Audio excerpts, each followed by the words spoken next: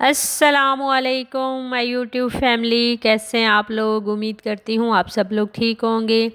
अल्हम्दुलिल्लाह मैं भी बिल्कुल ठीक ठाक हूँ। तो जी वेलकम है आपको महविश व्लॉग में। तो व्लॉग की जी शुरुआत करते हैं डेली की तरह नाश्ते से। तो 2 दिन से मैं तो व्लॉग ही नहीं अपलोड कर पा रही थी क्योंकि भाई मुझे हुआ था ज़ुकाम। तो इस वजह से भाई मैंने वॉइस ओवर मैंने कहा इतनी अजीब सी आवाज़ में बंदा कैसे करे, तबीयत थी ख़राब। तो इधर जी नाश्ता वगैरह किया और यहाँ पे जी आज मौसम बड़ा ना बना हुआ था बारिश का। तो मैं सोच रही थी ये तो रोज़ाना ही होता है धूप छाँव वाला मौसम। तो 2-3 दिनों से हमारी सिटी में ना, तो इधर भाई नाश्ता वगैरह किया तो आराम से अभी बैठे थे तो बाहर जी आवाज़ें आने लगी बारिश की।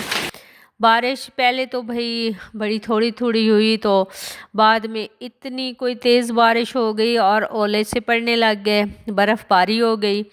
तो मैं तो भाई बड़ी परेशान हो गई। जो बेचारी मेरी हेल्पर थी वो भी फंस गई मेरे घर। वो कहती है बाजी अब क्या करें। मैंने कहा बैठो, फिर क्या करना है, अब बर्फ़ में तो नहीं जा सकती ना आप।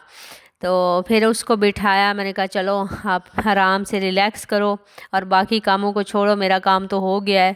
तो मजाक कर रही हूँ, बेचारी ने किए थे उसने बाद में काम।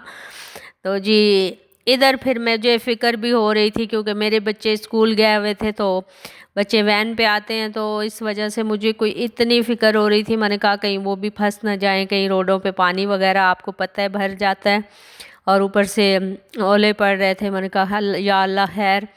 तो दुआएं मांग रही थी और साथ साथ जी मैं उनका खाना भी बना रही थी। बारिश में ना बंदा ज़्यादा देर के लिए बारिश होने लग जाए बंदा बोर हो जाता है। चलिए कुछ टाइम के लिए तो बंदा एंजॉय करता है, लेकिन ज़्यादा वाली बारिश बहुत फिर ख़राबी पैदा करती है। जैसे रोड में पानी जमा हो जाता है और कोई मतलब है बोरिंग हो जाता है बहुत ज़्यादा। और साथ साथ मैं बेचारे उन लोगों के लिए भी दुआएं कर रही थी जिनके बेचारों के घर ऐसे हैं कि जिनमें पानी चला जाता है, फिर कितनी कोई मुश्किल होती है। या अल्लाह बस उनकी हिफाजत कर। तो भाई यहाँ करते करते फिर मैंने साथ खाना भी बनाया, साथ दुआएं भी की। तो खाने में मैंने आज बनानी थी जी मैकरोनी बच्चों के लिए। ये मेरा कल का व्लॉग है। कल हमारे यहाँ बारिश हुई थी, तो आज मैं व्लॉग वॉइस ओवर करके अपलोड कर रही हूँ। तो इधर फिर मैंने सब्जियां वगैरह काटी। पहले मैंने चिकन को बोनलेस को छोटा छोटा काट के उसको जी कर लिया था, मैंने गोल्डन फ्राई कर लिया था ऑयल में। उसके बाद मैंने सब्जियां भी डाल के उसको भी ना अच्छे से ऑयल में ना फ्राई कर लिया था। और उसके बाद मैंने जी बनाया था यहाँ पे टमाटर का और लहसुन का पेस्ट, वो डाल के जो है मैंने इसको ना ढक कर 10 से 15 मिनट के लिए सब्जियों को पका लिया। मैंने कहा थोड़ी मटर वगैरह आजकल थोड़े सख्त आ रहे हैं तो नरम हो जाएं। तो बंद गोभी जो है वो मैंने पतला पतला काट के बिल्कुल एंड में डाला था क्योंकि ज़्यादा जो है ना गला हुआ फिर अच्छा नहीं लगता। क्रंची क्रंची हो ना सब्जियां तो फिर अच्छी लगती है मैकरोनी में। तो मैकरोनी यहाँ पे जी मेरी बन के हो गई है रेडी। बड़ी मज़े की बनी थी, सिंपल सिंपल सादा मैंने बनाई थी, कोई इतने ज़्यादा मैंने सॉस वगैरह इसमें नहीं डाले थे। तो एंड में मैंने ना सोया सॉस थोड़ा डाल दिया था। तो इधर जी फिर मेरे आ गए थे बच्चे, फिर मैंने जो उनको खाना वाना दिया।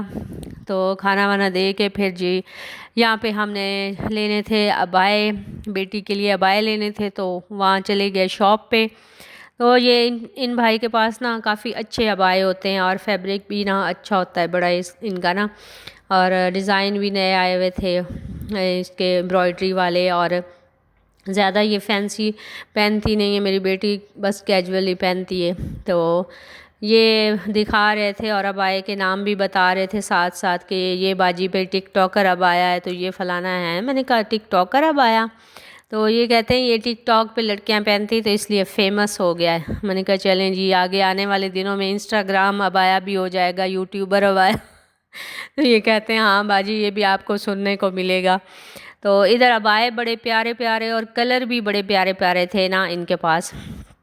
तो लेकिन ये था कि इनकी ना थोड़ी लेंथ कम थी, तो इस वजह से फिर मुझे तो ये बहुत ही ज़्यादा पसंद आ गए थे। तो जब बेटी ने साथ लगा के पहन के देखा तो इनकी लेंथ भाई कम थी, तो फिर भाई ने बोला कि इंशाल्लाह जो है ना नेक्स्ट आ जाएंगे, अगले जो है ना वीक पे ना अबाए नए आएंगे, तो आप लोग दोबारा से आइएगा और ले जाइएगा। तो चलें भाई, फिर हम आ गए घर। तो ये भी टेंशन होती है, घर आके फिर खाना भी बनाना होता है। तो मैं यहाँ पे ना दाल जो माश है वो भिगो के रख के गई थी। दाल मेरी अच्छे से फूल गई थी, तो इधर मैंने बॉयल कर लिया, थोड़ी हल्दी और लौंग डाल के। लौंग डालें ना तो इससे ना दाल थोड़ी खिली खिली रहती है, उसकी जो लेस वगैरह होती है वो ख़त्म हो जाती है और वैसे भी अच्छी बॉयल हो जाती है। हल्दी से ये होता है कि उसका कलर अच्छा हो जाता है थोड़ा, और गल भी जल्दी जाती है। तो इधर दाल मेरी जो है ना बॉयल हो चुकी थी, तो मैंने साइड पे निकाल के फिर खड़े मसाले डाल दिए, ऑयल डाल के गरम करके। तो सिंपल सी बस ऐसे मेरी रेसिपी है। दाल में कौन से इतने मसाले जाते हैं। तो यहाँ पे मैंने प्याज जो है बड़े साइज़ की मैंने छोटी बारीक कट कर ली थी। कट करके इसको जी हल्का लाइट ब्राउन करूँगी, क्योंकि दाल वगैरह में ज़्यादा जो है ना प्याज ब्राउन करने से भाई दाल का कलर ख़राब हो जाता है। तो इधर मैंने फिर मेरा लहसुन अदरक का पेस्ट भी ख़त्म हुआ था, वो भी मुझे घबराहट थी क्योंकि मुझे कूटना पड़े लहसुन अदरक का पेस्ट, तो मुझे बहुत टेंशन हो जाती है। मैं कहती हूँ बस रेडी रेडी पड़ा हो तो फिर बंदा डाल दे उसमें। तो इधर जी मैंने वो भी आके फिर मुश्किल काम होता है इतना, वो किया और फिर टमाटर डाल दिए इसके अंदर। साथ ही मैंने नमक वगैरह डाल दिया ताकि जल्दी से ना गल जाए टमाटर वगैरह। तो इसमें मैंने फिर पिसे हुए और कुटे हुए मसाले सारे जो घर के होते हैं बेसिक वो डाल दिए। तो धनिया भी मेरा क्रश हुआ हुआ ख़त्म हुआ हुआ था, तो इसमें मैंने मेरे पास देसी जो धनिया होता है खुश्क वाला साबित वो पड़ा था, थोड़ा सा हाथ से वो करके मैंने ये भी डाल दिया था। तो इधर मसाले की ना अच्छे से करेंगे भुनाई। तो भाई दालें भाई मेरे बच्चों को तो पसंद नहीं, मुझे तो बहुत ज़्यादा पसंद है और हस्बैंड को भी ज़्यादा पसंद है, तो मैं फिर इसलिए भाई बना लेती हूँ। मुझे दाल माश और दाल चना जो है ना वो बहुत अच्छी लगती है, तो मैं फिर बनाती रहती हूँ। तो इधर दाल वगैरह डाल के मैंने यहाँ साथ ही मैंने सब्ज़ मिर्चें और धनिया जो है ना वो काट के अच्छे से वॉश कर लिया था। तो जी खैर यहाँ पे मेरा सालन हो चुका था रेडी। अब ना जब सालन को ना मैं जैसे खाना वगैरह देने लगती हूँ तो फिर इसमें एक देसी घी की ना चम्मच डाल देती हूँ, जैसे सालन सर्व करने लगती हूँ। उससे बड़ी अच्छी खुशबू भी आती है और टेस्टी भी बन जाता है सालन।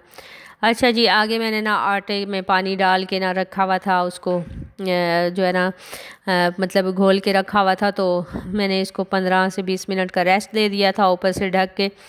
फिर इतना कोई अच्छा आटा गूंद जाता है ना, और टाइम भी नहीं इतना बच जाता है बंदे का।